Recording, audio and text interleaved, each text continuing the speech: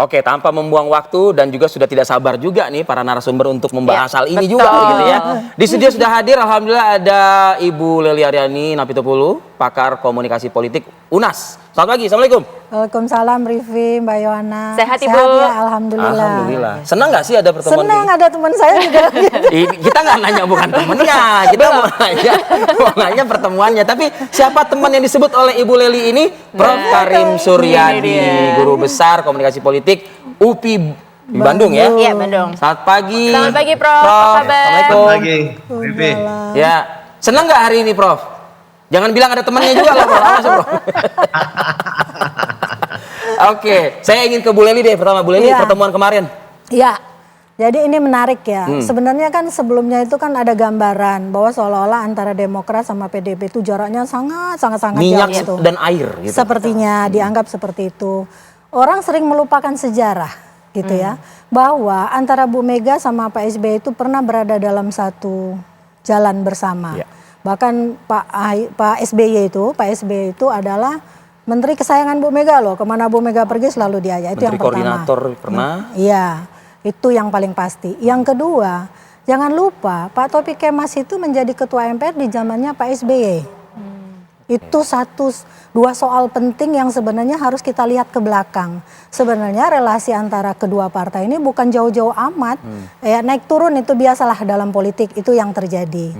Lalu kemudian ketika dua generasi penerusnya, saya pernah mendengar ketika Pak Taufik Kemas ditanya wartawan, kalau nggak salah TV1 juga sewaktu beliau masih hidup, beliau menanya, kenapa Mbak Puan Maharani?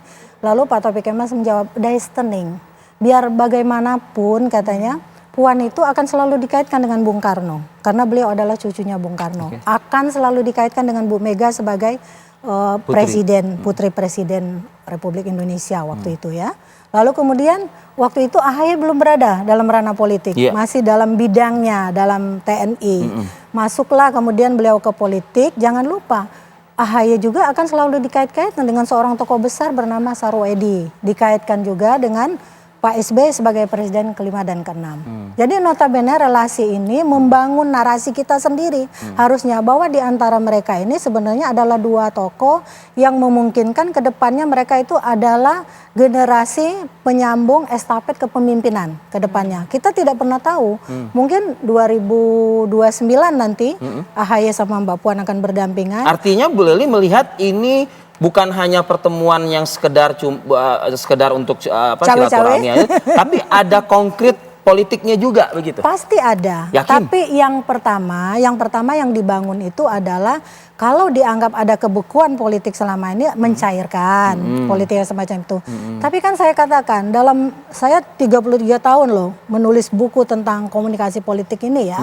Artinya saya tahu benar mana yang gimmick gitu kan, mana yang secara kemarin teoritis itu dalam bisa pernyataannya itu berapa diaplikasikan. persentase gimmicknya, berapa persentase? Sedikit sebenarnya. Serius? Karena ada keseriusan di antara keduanya. Di bagian mana, Bu Ingin Lely? membangun relasi komunikasi politik dulu ya. Tapi seandainya pertemuan keduanya itu digagas gara-gara Mbak Puan menyebut nama AHY sebagai bakal calon wakil presiden, mungkin itu ada gimmicknya. Tapi yang pasti ya, pastilah di antara sekian cabang-cabang partai ini atau relawannya juga, kalau memasukkan nama SBY wajar-wajar saja, nama AHY wajar-wajar saja. Sebab kan ada beberapa tokoh yang potensial dilirik oleh banyak lembaga survei. Jadi ada kemungkinan mereka-mereka yang tersebutkan itu adalah bagian yang dipertimbangkan, tapi belum tentu dipertimbangkan secara matang. Karena ada bagian dari komunikasi politik yang katanya masih tersumbat tadi. Apa mungkin keduanya bersatu dalam koalisi sementara yang satu punya koalisi sendiri gitu. Jadi bukan maksudnya untuk mengobok-obok koalisi loh intinya. Jadi gimmicknya itu apakah orang percaya bahwa benar nih AHY didekati karena benar-benar akan dicalonkan menjadi calon wakil presiden. Nah itu intinya. Oke, berarti ini tujuannya lebih ke arah mana, Bu, antara pertemuan kemarin ini antara Puan dan Iya, AHY? membangun komunikasi politik yang demikian cair sehingga mereka ini kan adalah contoh-contoh generasi penerus baik di partai politik maupun kepemimpinan ke depan. Jadi mereka harus memperlihatkan kepada publik sebenarnya tidak ada dikotomi itu bahwa kita karena negara kita sudah berkoalisi dalam koalisi perubahan lalu kita menjaga jarak yang demikian kuat di antara ketiganya misalnya demikian. Cuma takutnya ada yang baper kan, Bu? Ada yang baper pasti. Nah, kita akan yang tanyakan marah-marah saya dengar juga ada malam tadi kan di TV One. Gitu. Oke, nah lalu bagaimana dengan tanggapan Prof Karim nih mengenai pertemuan kemarin antara Bu Sejalan Puan dan pernyataannya juga- dengan teman ini Iya, ya? apakah sejalan dengan sahabat Prof Karim ini? Awas kalau nggak sejalan. Tidak terlalu sejalan ya. Nah, karena, Wah, oke. Gimana saya nih, Prof? melihat realistis saja itu seperti pertandingan Indonesia lawan Palestina ya. Jadi hanya possession football atau saling berbagi, bahkan bermain di wilayahnya pertahanan masing-masing. Dalam sebuah pertandingan sepak Ya, bola kan intinya sama sama. aja dengan dalam sebuah tujuan pertemuan politik. Yang ingin diciptakannya itu gol, tapi golnya itu tidak terjadi ya. Kenapa begitu? Karena saya ikuti konferensi pers setelah pertemuan itu, dan saya tulis pantun ya untuk menggambarkan itu. Jika Senayan menjadi tujuan, Oke. Cakep. marilah kita seiring sejalan, gitu kan? Nah, begitu yang saya maksudkan. Bersediakah Tuan menyambut tangan? Jadi hanya perkenalan saja sih menurut saya. Apalagi kalau kita melihat apa sebenarnya yang menjadi cliffhangers antara keduanya, dan itu dikatakan oleh Puan. Pertama, kita ini muda. Lalu dia bertanya, boleh kan kita masih dibilang muda? Yang kedua, dia bilang sebagai orang yang sesama bagian dan pernah menjadi bagian keluarga istana, ya kita komunikasilah. Jadi diksi muda dan diksi bagian pernah menjadi bagian dari keluarga istana, itu kan bersifat personal antara Puan dan AHY, tidak mengandung daya persuasi yang hebat. Tidak bagi saya, tidak bagi Ripit, tidak bagi Leli, karena kita dan mereka gitu ya. Nah, itu menurut saya mengapa pertemuan itu menjadi agak hambar dalam konteks rekonsiliasi nasional. Bahwa ini dimaksudkan rekonsiliasi antara kubu Seharusnya SB tidak dengan seperti kubu itu, Mega. begitu. Rekonsiliasi antara Puan dengan AHY ya mungkin saja, dan itu bisa saja. Dan itu tidak ribet-ribet dan tidak perlu penjelasan panjang, tidak perlu usaha ripuh, karena publik sudah tahu. Sebab di semester 1 ilmu politik pun kita diajarkan bahwa tidak ada kawan yang abadi, tidak ada musuh yang abadi adalah kepentingan. Tadi Bu Leli sudah menguraikan dengan panjang lebar bagaimana secara historis kedua tokoh ini saling berhubungan. Tapi jangankan hubungan semacam itu, hubungan suami istri aja bisa putus kalau kepentingan politik beda. Sebaliknya, bahkan dengan mantan sekalipun jika kepentingan sama kan bisa akur. Nah, penjelasan itu sudah cukup sebenarnya. Nah, mengapa perhatian media begitu besar, seakan-akan ini peristiwa penting, sebenarnya besar karena harapan. Harapan mestinya ada sesuatu yang keluar yang bernas di tengah hiruk pikuk ya yang dibuat sendiri oleh politisi, bahwa pertanyaan yang menggelayut di semua orang hari ini satu aja. Who will be the next president? Who will be the next vice president? Itu tidak terjawab, dan itu tidak ada tanda-tanda akan terjawab. Tidak akan Terlalu jauh Sejauh. untuk sampai ke sana. Mengapa? Pertama, setting pertemuannya rileks. Kedua, yang bertemu juga bukan sebagai tokoh penentu gitu ya. Yang ketiga, itu semua terjawab dalam konferensi pers, bahwa saya tidak tahu apa yang mereka bicarakan di balik layar ya, di belakang panggung atau panggung belakang. Tapi yang terungkap ke muka ya pesannya generik saja. Pemilu damai, saling menghargai, dan lain-lain. Jadi menurut saya segala sesuatu mungkin saja terjadi, dan dalamnya laut bisa ditebak, tapi nasib politisi kan tidak ada yang tahu. Apakah mereka bergabung di putaran kedua atau seperti apa? Tetapi jelas bahwa dari percakapan itu mereka saling menyadari bahwa meskipun mereka mengadakan pertemuan dan mungkin ada pertemuan selanjutnya, tapi posisi keduanya berbeda itu sudah sangat jelas dan dijelaskan, dan mereka sangat memahami itu. Menurut saya itu poin positifnya, bahwa harus ada common platform. Common platformnya pemilu yang damai, pemilu yang saling menghargai, punya toleransi timbal balik, itu harus digaungkan. Meskipun untuk dibilang sebuah rekonsiliasi ini perlu usaha lebih keras gitu ya. Sebab apa? Sebab pembelahan di antara kedua belah pihak ini sudah jauh menganga. Dan kalau hanya pertemuan sekali ini bisa saja itu hanya akan menjadi sebuah ultus meeting. Ulkus itu sebuah idiom yang saya ambil dari ilmu kesehatan, khususnya luka. Jadi ulkus meeting itu sebuah pertemuan yang hanya meratakan permukaannya saja dan bisa jadi luka dalamnya itu masih sangat menganga. Gitu ya. Jadi saya tidak terlalu berharap banyak dari pertemuan ini dan menanggapinya realistis saja based on apa yang diungkapkan oleh Puan dan AHY pasca pertemuan dalam konvensi pers. Tapi layaknya ikan, politisi kan harus membuat riak agar tetap hidup. Oke, Prof.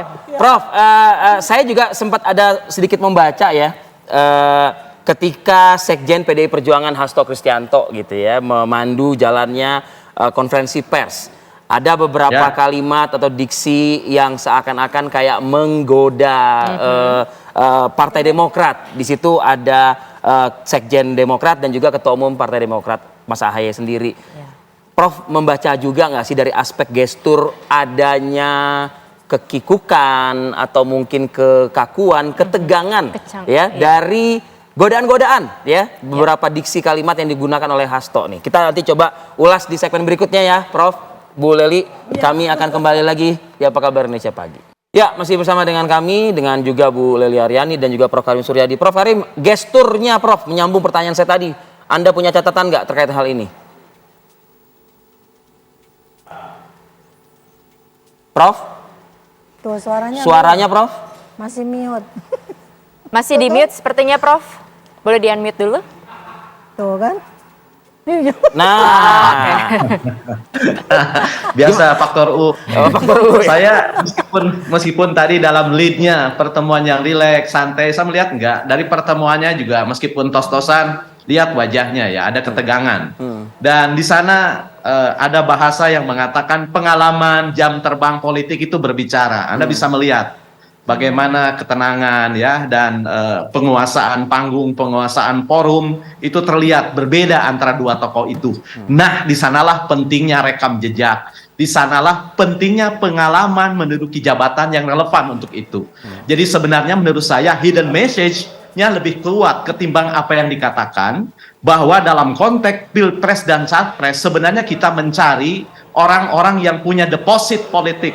Deposit politik itu adalah pengalaman jabatan yang relevan untuk dibawa ke dalam jabatan yang akan diduduki. Itu yang pertama. Yang kedua, memang apa yang disampaikan Hasto itu agak menggoda ya. Tetapi terhadap godaan itu AHY sudah tegas menjawab bahwa kami berada dalam koalisi yang berbeda begitu ya. Itu sudah tegas menurut saya. Godaan itu artinya sudah terjawab, selesai di situ. Dan kalau kita melihat realistik dalam konteks pencapresan, menurut saya keberadaan Demokrat di koalisi perubahan memang lebih menjanjikan ya. Meskipun nasib kedepannya masih tanda tanya menyangkut keberlangsungan koalisi ini.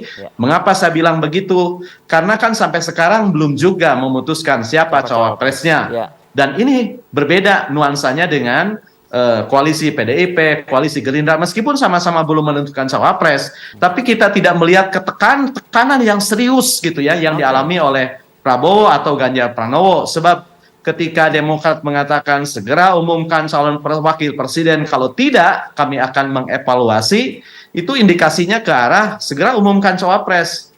Kita mendapatkan insentif yang menguntungkan atau tidak, kan begitu dibacanya seperti itu. Mengapa? Karena koalisi perubahan ini kan jumlah dukungannya pas-pasan, hanya ada 3 partai. Kalau satu misalnya tergoda ke lain hati, bubarlah partai ini. Beda dengan Gerindra, beda dengan PDIP. Itu yang kedua. Kemudian yang ketiga, dari apa yang disampaikan, saya bilang tadi hanya berselancar di atas permukaan saja, tidak ada kode yang menandakan bahwa ada perbicaraan serius. Mengapa begitu?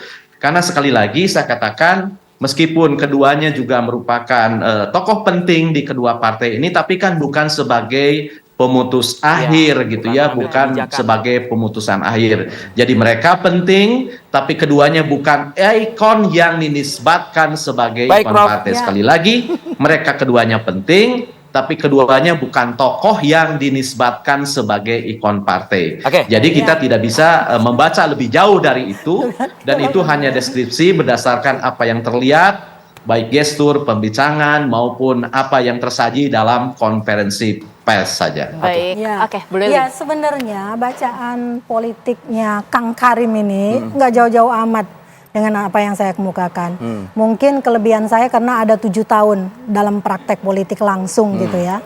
Artinya apa yang kita lihat, apa yang terjadi hari ini itu adalah gambaran masa lalu yang coba dikulik. Buktinya, AHY kan memposting itu di Instagramnya. Instagram, Dia mengatakan bahwa sebagai seorang adik katanya, saya menghormati Mbak Puan dengan segala pengalaman politiknya dan dia adalah portofolio yang lengkap dalam politik di negeri ini.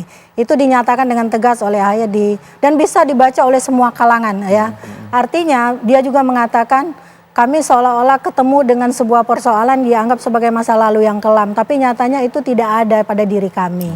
Nah, sebatas itulah pertemuan ini ingin mempertemukan silaturahmi. Tapi kalau pembicaraan soal koalisi mungkin akan dilakukan kalau ada pertemuan kedua dan ketiga. Tapi ada rasa semacam kayak digoda nggak kalau Uni lihat? Bisa Bu saja Leli itu lihat? terjadi. Mungkin dalam pembicaraan itu, gimana Mas Ahaye mau nggak jadi wapresnya kami? Bisa itu terjadi di Dalam panggung forum tertutup belakang. tersebut. Karena itulah saya selalu mengatakan jika dalam komunikasi politik itu secara teoritis hanya ada 2 wilayah panggung, maka ada wilayah panggung lain yang selama ini tidak pernah disentuh oleh para pakar pengamat lain. Saya yang menemukan itu, yaitu panggung tengah.